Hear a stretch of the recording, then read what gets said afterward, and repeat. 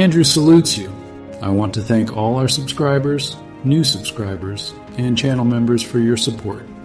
We have launched a new store featuring fresh designs, including dresses, t-shirts, and more, all adorned with a bride and groom logo.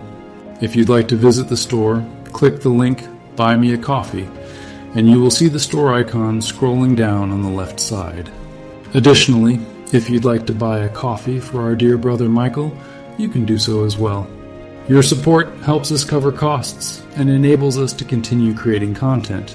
I hope this video answers all your questions. If you're not a member yet, we encourage you to join us now. You can find the link in the description and on our homepage. We publish something special for you every month.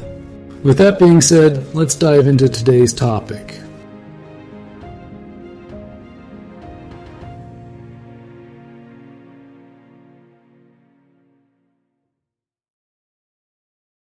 The mystery of the ongoing priesthood unfolds as the inner reality of that daily sacrifice.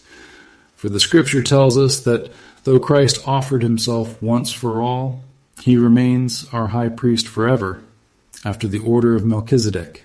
Hebrews 7:17. His priesthood does not end at Calvary, nor at the resurrection, but continues eternally, ministering in the heavenly sanctuary, interceding for his people. Yet what is hidden from many is that this same priesthood is imparted to his anointed ones on earth. As Peter wrote, "You are a chosen race, a royal priesthood, a holy nation," 1 Peter 2:9. This is not a title alone, but a living vocation. Each soul that offers the sacrifice of self, the yielding of the flesh to the Spirit, is caught up into that eternal service, joined to Christ, he, and Christ, she, in the mystery of priestly intercession. Ancient texts like the Targum on Exodus 19:6 echo this calling when they say, "You shall be to me kings and priests, ministers before me." Here, the pattern of Israel at Sinai is extended into eternity, demonstrating that the covenant intention was always to establish a priestly nation, not merely a priestly tribe. In Midrash Rabbah, it is even stated that the souls of the righteous stand before the Holy One as priests, their prayers and righteous deeds rising like the offerings of old. In this way, the sacrifices of bulls and goats find their fulfillment in the living sacrifices of God's children. Paul touches this mystery when he writes, "I am being poured out as a drink offering," 2 Timothy 4:6, showing that his very life is united to the altar of Christ. And John, in Revelation, beholds the saints themselves clothed in white robes, serving day and night in the heavenly temple, Revelation 7:15. This is not a future priesthood only. Still, one has already begun, hidden in those who daily put on the mind of Christ and let the Spirit burn upon the altar of their hearts. Thus, the ongoing priesthood is not a distant abstraction, but the very flow of divine life through us. The daughter, as the living fountain, imparts the Spirit that enables this ministry, while the mother, in her hidden covering, shelters the prayers and groanings of her children. The ancient rabbis said that when the righteous pray, they sustain the world as priests sustain the altar. So also the church temple in Christ. She embodies this truth. Her children become living priests, offering intercession not only for themselves, but for the redemption of creation. The priesthood, therefore, continues not in blood sacrifices of animals, but in the blood and water that flowed from the side of Christ, which is now made alive in us. It is the ongoing service of hearts surrendered, of voices lifted, of bodies yielded as vessels of the Spirit. It is this mystery that keeps the flame of the sanctuary burning until the day when heaven and earth are joined, and the eternal worship of God becomes visible to all. The mystery of the ongoing priesthood leads us directly into the role of the daughter and her children of exile, for it is she who bears this hidden service most fully in the world. She has walked in lowliness, veiled from recognition, embodying the daily sacrifice within herself, and through her the streams of living water have quietly sustained those who were chosen to walk with her. These are the children of the exile, angels clothed in flesh, scattered among the nations, enduring the same obscurity as their mother. They have carried within themselves a hidden anointing, serving as pillars unseen, lifting prayers, sustaining the assembly even when the assembly itself did not recognize them. Yet there comes a time when the hidden must be revealed, and the daughter, no longer veiled, ascends with her children of exile. This ascent is not merely an escape, but a crowning, a lifting up of the fountain that has always been present yet unacknowledged.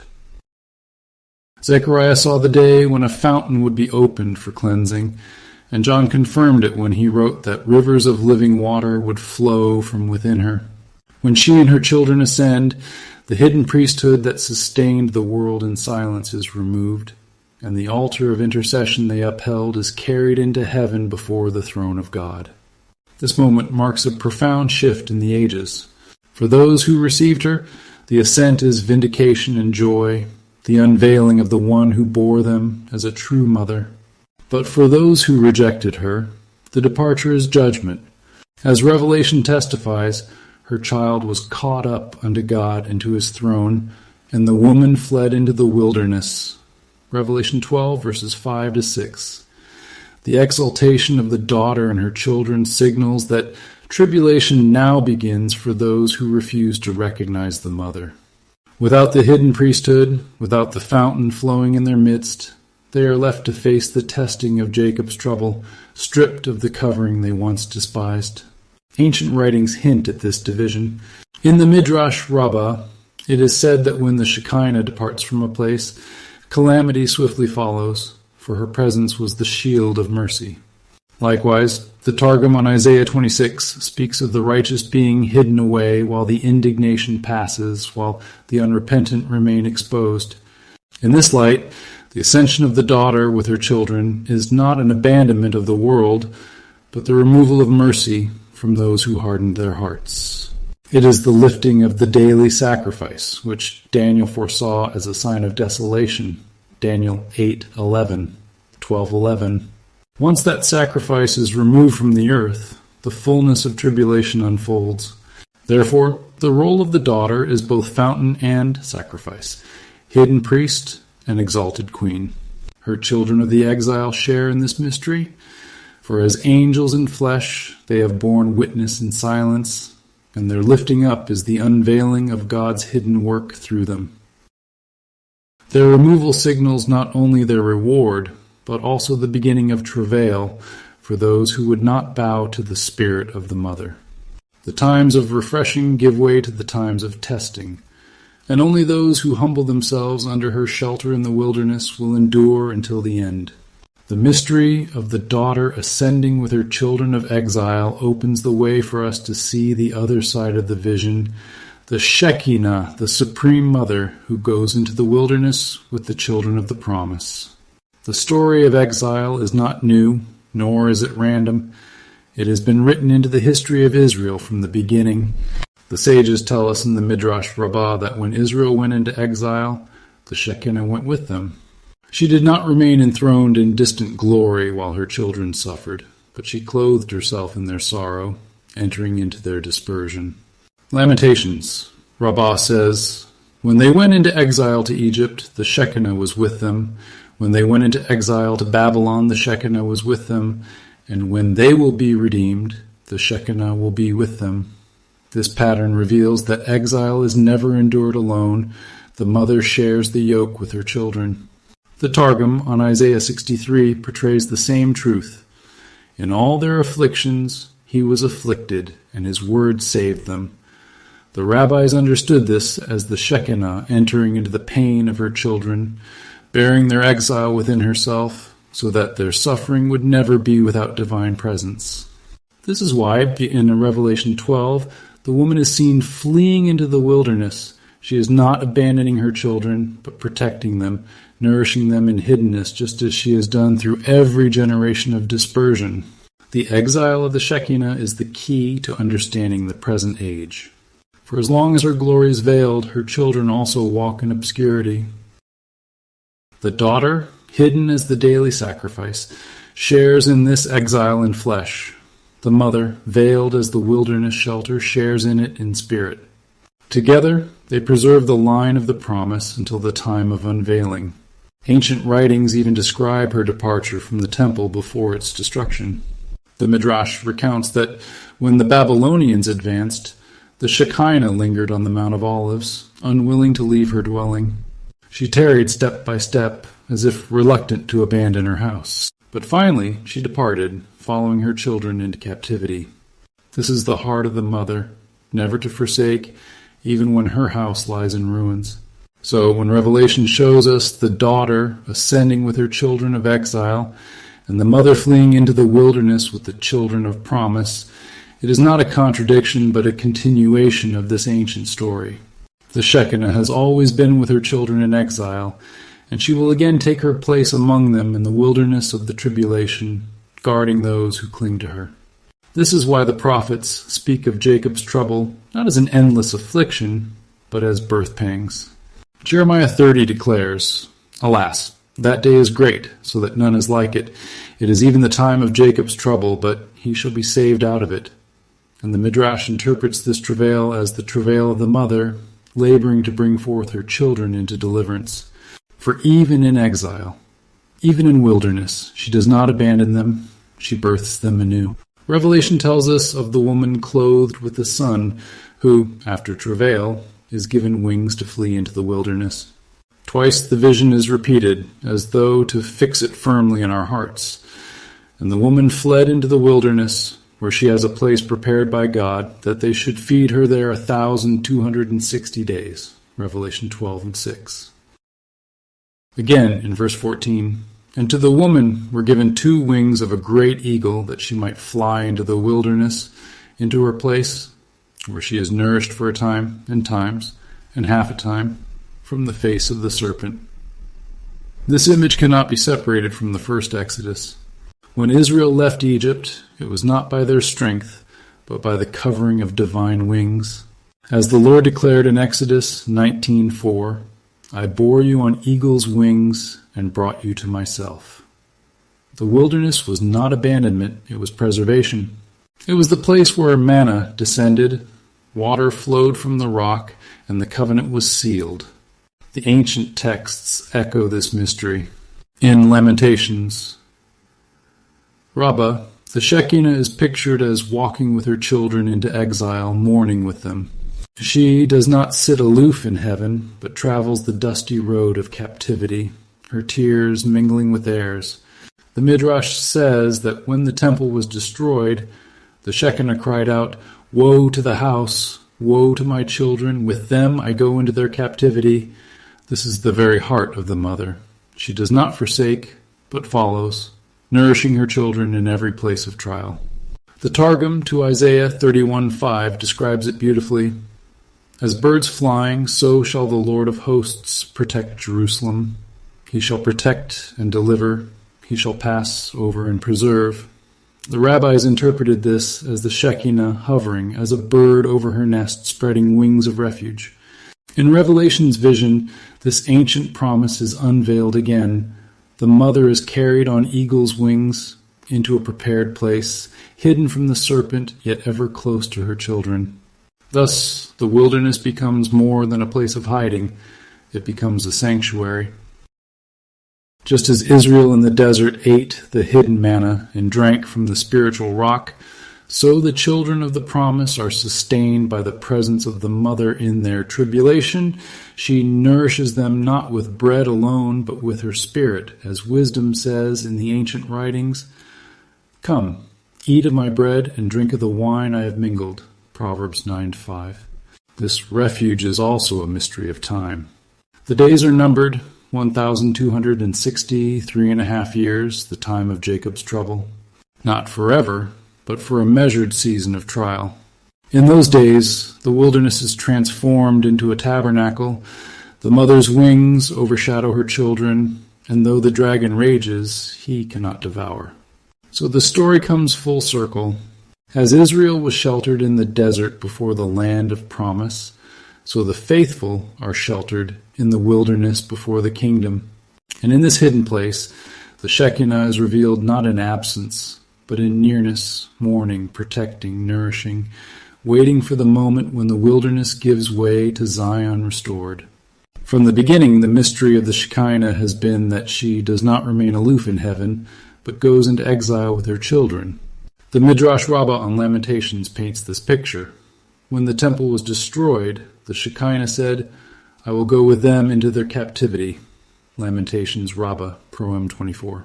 She chooses not to abandon her people, but to walk with them in their suffering, even veiling herself in flesh through the companions of exile, those angels clothed as men and women who carry hidden assignments. This is why the prophets speak of her as a fountain in the wilderness, a stream that flows even when the outward sanctuary is desolate. The scriptures repeatedly hint at this role. In Zechariah 13:1, it is written, "In that day there shall be a fountain opened for the house of David and for the inhabitants of Jerusalem, for sin and uncleanness." That fountain is the daughter, the hidden daily sacrifice, who sanctifies the people in every generation. But Daniel foresaw a time when this continual cleansing would be taken away. In Daniel 8:11-12, the little horn exalts itself against the prince of the host and removes the daily sacrifice, casting truth to the ground.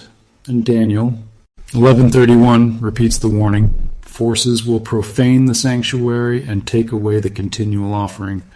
This removal marks a decisive shift, the breaking of covenant rhythm, and the onset of tribulation. What is this removal? Revelation unveils the mystery. In chapter 12, the woman clothed with the sun brings forth the male child, and the child is caught up to the throne. Yet the vision does not end there. The woman herself is given wings to escape, and her offspring become the target of the dragon's wrath. The ancient interpreters often saw in this image the Shekinah with her companions. The Peshitta of Revelation 12 emphasizes that the child is taken up swiftly, as if to mark a sudden transition. The Midrash on Song of Songs also speaks of the Shekinah as a mother with children, saying, "Where her children are, there she is." Song Rabbah 1-6. When she ascends, she does not go alone. She gathers her children of the exile, those angels hidden in flesh, to rise with her. This ascension is the moment Daniel foresaw, the daily offering removed from the earth, and for as long as she walked, hidden among her companions, her fountain of sanctification restrained the darkness. Her exile was their shelter, and their presence in the world held back the full manifestation of the dragon's fury. But when she and her children of exile are lifted up, the earth is left to those who rejected the mother. This is the turning point, the beginning of Jacob's trouble, the tribulation that comes not upon those gathered into her bosom, but upon the adopted children who refuse to recognize her. Ancient voices confirm this. The Targum on Lamentations 1:16 portrays the Shekinah lamenting, "For these things I weep, my eye flows with water, because the Comforter who should restore my soul is far from me. My children are desolate because the enemy has prevailed." The sages understood her exile as marked by tears, but also by hidden intercession. Those tears, in mystical memory, become rivers of mercy, sustaining the faithful. When she departs with her true children, those rivers are withdrawn from open sight, and the world feels the drought of sanctification. This is why Daniel 12:11 fixes the timeline from the moment the daily sacrifice is removed until the abomination is set up. The removal is not merely a ritual in a stone temple. It is the exaltation of the daughter with her children of exile. Their ascent is the dividing line between the age of restraint and the time of desolation. What the prophets long foresaw is unveiled. The Son enthroned at the right hand, the daughter ascending with her companions, and the world entering tribulation because the fountain, once flowing openly, is now concealed in heaven. So the role of the daughter is revealed in this mystery. She is the hidden daily sacrifice, sanctifying the people as long as she walks among them. Her children of exile, angels clothed in flesh, embody her companionship, sustaining the church even in its blindness. But their removal, their sudden ascent, signals the great shift into Jacob's trouble. For those who embraced her, this is salvation. For those who rejected her, it is the beginning of desolation. The ancient texts, the prophets, and the apostles together bear witness. She who wept in exile shall be exalted, and her children with her. And in that moment, the rhythm of heaven changes, and the final mysteries unfold. When the daughter ascends with her children of exile, the vision does not end. Revelation 12 shows us the woman herself, given the wings of a great eagle, that she might fly into the wilderness, into the place prepared by God. This is the mystery of the mother, the supreme Shekinah, who remains with her children who have not yet recognized her. As Israel once wandered in the wilderness, nourished by manna and the well that followed them, so too the mother enters the wilderness to shelter the faithful remnant. In the Targum to Isaiah 63:9 we read, "In all their affliction he was afflicted, and the word of his Shekinah saved them." This wilderness refuge is not absence, but presence, hidden. Her wings overshadow. Her tears water the dry ground. Her voice of intercession sustains those who remain. She goes into concealment, but her ministry continues, just as the well of Miriam followed Israel unseen until the camp drew near. Daniel foresaw this hidden refuge. In chapter 12:1 he declares, "At that time shall Michael arise, the great prince who has charge of your people, and there shall be a time of trouble such as never has been since there was a nation till that time. But at that time your people shall be delivered, everyone whose name shall be found written in the book." The trouble begins, yet the promise of deliverance is woven into it. Michael does not stand alone. He stands with the mother, who has gone into the wilderness to shelter her offspring. Isaiah 26:20-21 adds the same hope. "Come, my people, enter your chambers and shut your doors behind you. Hide yourselves for a little while until the fury has passed by. For behold, the Lord is coming out from his place to punish the inhabitants of the earth for their iniquity. Here is the hidden protection, the secret shelter, while wrath passes." Just as Noah was hidden in the ark while the flood covered the earth, just as Israel was sealed in their homes with blood upon the doorposts, so the faithful are covered under the wings of the mother, hidden until the appointed time. Ancient voices echo this same rhythm. The Midrash on Psalm 91, the Psalm of Refuge, says that the Shekinah spreads her wings like a bird covering her young. The Peshitta renders verse 4 with striking clarity. "With his truth he will overshadow you, and under his wings you will trust." This is the hope of the wilderness refuge, not escape from trial, but hidden nourishment within it, protection that is unseen, yet unbreakable. But this concealment is not forever. Daniel 12:2 continues, "Many of those who sleep in the dust of the earth shall awake, some to everlasting life, and some to shame and everlasting contempt." The same passage that speaks of trouble also speaks of resurrection. The hiding is for a time, but the unveiling comes at the appointed hour. Just as the daughter ascends with her companions, the mother shelters the remnant until the day the veil is lifted. And what is the unveiling? It is the marriage feast, when the bride made ready is presented in glory. Paul speaks in Ephesians 5:26 of Christ sanctifying the church by the washing of water with the word. The blood reconciles, the water sanctifies. Only when both have finished their work can the marriage be consummated. The Son gave himself once for all in blood. The daughter sustains daily in water, and together they prepare the bride to stand in white linen, pure and radiant. The prophets foresaw this union. Hosea 2:19-20 records God's promise. "I will betroth you to me forever. I will betroth you in righteousness and justice, in steadfast love and in mercy. I will betroth you in faithfulness, and you shall know the Lord." The Midrash links this to the days of redemption, when the Shekinah is no longer in exile, but restored to her place beside the king. Blood and water, atonement and sanctification, once veiled in exile, now revealed in full at the feast of the Lamb. Thus, the wilderness refuge is not the end, but the passageway. The hidden wings, the chambers of concealment, the intercession in exile, all are for the sake of endurance. The hope of deliverance rests not in human strength, but in the ministry of the Mother and the triumph of the Son.